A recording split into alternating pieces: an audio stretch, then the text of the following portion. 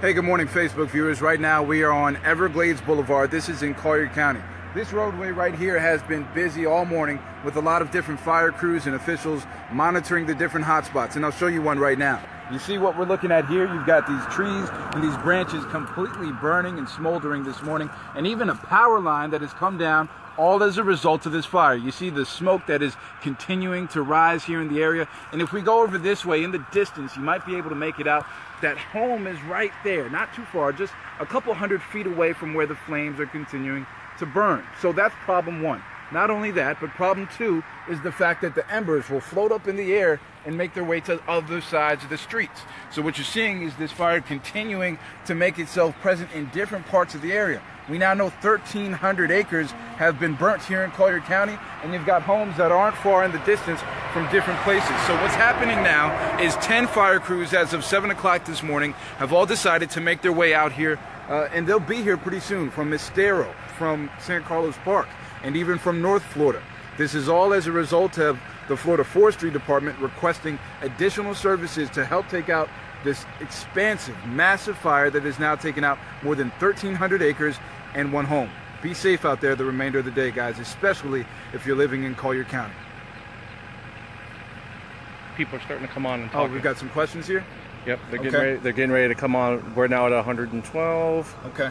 Yeah, if you guys have any questions, but what we've gone over all morning is the fact that here on Everglades Boulevard, we've seen a lot of activity, mainly from the Florida Forestry Department, from different fire officials out here in Collier County, trying to take out the flames that have now taken out 1,300 acres in the county. And one of the main problems that we're seeing, and we've gone over it all morning, is how close these flames are to the different homes. You see just how burnt this roadway is here, and the grass here.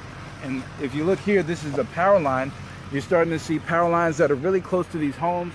So the impact that it could have not only on the residents here, but the homes that they live in is pretty bad. We know that one home has already been taken out at this point. So this is a problem that could get worse. Rogers asked who started the fire. That we don't know at this point, Rogers. That's something that they'll look to find out. We know that in some of these fires, we've seen ATVs start them. Unfortunately, some of them have been ruled suspicious. This has been the most active wildfire year that we've seen since 2011. So right now, at this point, we don't know what started this fire, but we should find out in the coming days. John was asking, when did it start? This fire, from what I know, began yesterday, and it started pretty small. You've got two major fires here in Collier County.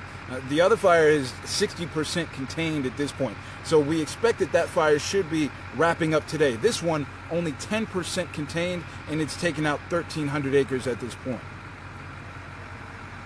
And Thomas is asking, how did the fire start? So Thomas, again, right now at this point, we don't know how this fire started, but again, it's still a problem. I'll bring you guys back over here across the street, and we'll make it quick because we have to go on TV in just a minute. And let Susan know that this is in Collier County. Yes, Susan, this is in Collier County. Right now, we are on Everglades Boulevard. 30th Street Southwest is just ahead of us, only a couple hundred feet there.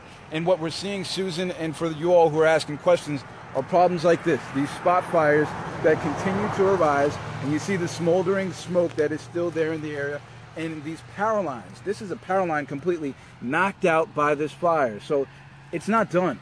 There's still work to be done. It's been an active fire season. We know it's because of the drought. There's been a red flag warning that's been issued. The wind speeds could make this more problematic today. Danny Beckstrom will have all your updates on that. And one last one, is this affecting flow of traffic on Highway 29? On our way here, well, we didn't take 29 this morning. So I can't give you the definitive answer on that right now. My suspicion would be no, because we haven't seen too many fire crews out here this morning. But I don't want to say that definitively because it could affect the route that you take to work or wherever it is that you have to go today. Perfect. So guys, just continue to stick with Fox 4 throughout the day. We're going to have dayside crews working this.